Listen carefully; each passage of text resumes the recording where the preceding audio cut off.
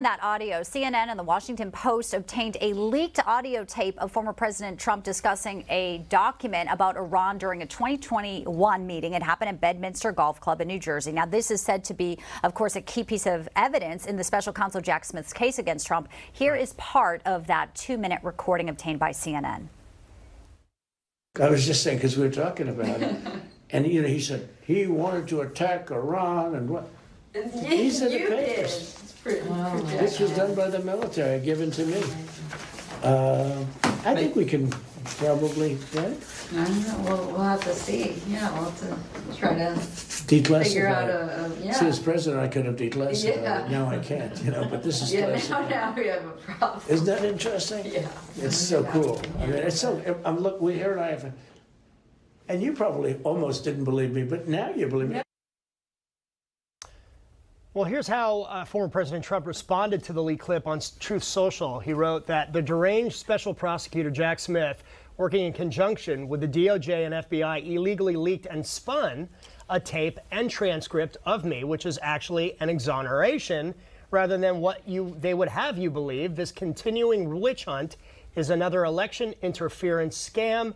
They are cheaters and thugs. Well, joining us now to discuss this, former California Congressman and Truth Social CEO Devin Nunes. Devin, always a pleasure to see you, sir. Let's dive right into this tape here. First of all, important to note the document that's being discussed with apparently Mark Meadows, publishers there for an upcoming book, has never been located, one. But secondly, this is a leak. Court evidence, grand jury is supposed to be under seal. This is illegal, and they're telling Trump he's supposed to have classified documents, keep them secret, but they're leaking court documents here. Many say it's pure hypocrisy. Well, thanks. It's great to be with you this morning. I don't even know what document they're talking about. And keep in mind, my guess is this is a 30-minute to an hour interview. And this is what the left and the media, and now, sadly, the Department of Justice and the FBI love to do.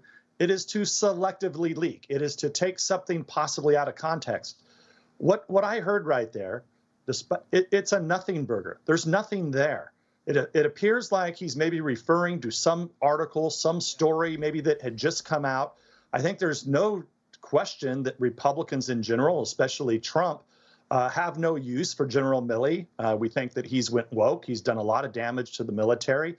And so the fact that Trump is responding to something that we're not even sure what it is yet, but my guess is that there was some type of fake news story that had just recently been out in the news that President Trump was looking at and he wasn't happy about, and he was having a back and forth with a reporter.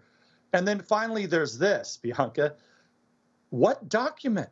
What is it? Why don't they name it? I mean, if it's like some Iran war plans. We've heard lots of leaks about this, but once again, we don't know what the hell they're talking about. So look, the fact CNN and the Washington Post get it, my experience with this is, and it's a vast experience, the leaks come from DOJ and FBI, and they're selective leaks. They're illegal leaks. Yeah. Also, by the way. And Devin, that is a huge problem. And you make a great point about we don't know what this document was. The president, look, he could have been bragging a little bit. I mean, he could have been talking it up a bit. But the thing the takeaway for me, what I was wondering is, well, if it's true that we were planning on attacking Iran, why didn't we? I mean, that's more intriguing to me in all this. But that said, look, is this an attempt, do you think, to try and to basically try and convict Trump in the court of public opinion?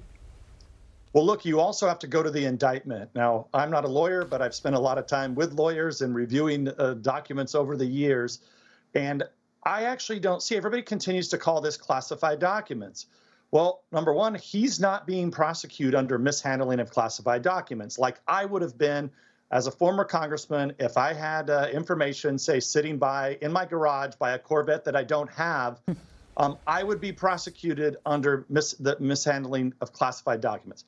They're not doing that. So even though they call these classified documents in that indictment, they clearly must not think they're declassified. And in this case, it's real simple.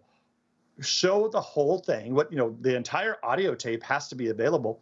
There have to be witnesses there. So why wouldn't they have put in the indictment? And this, remember, this is fodder. It sounds really bad. They made it look really bad. But on this specific issue, They don't charge Trump with trying to sell those documents to these people that are in the room or trying to show this document to the people in the room, and they can't even name the document. And so, like a lot of this, it's a lot of smoke and mirrors. I just continue to go back and say, look, you've got the Presidential Records Act. You had everybody who did exactly the same thing. I think the American people, once they actually hear something other than the fake news, and they hear that, well, you had Vice President Pence had them. Biden had documents all over the place, including when he was senator. Obama had them. Bush had them. So what are you doing with Trump? I mean, and the archivist, don't forget, this is the other big issue in this. The archivist testified to Congress a few weeks, just a few weeks before the indictment came down, and this hasn't gotten much coverage. But supposedly the archivist makes a criminal referral based on a letter from Obama to Trump and a letter from Kim Jong-un to Trump.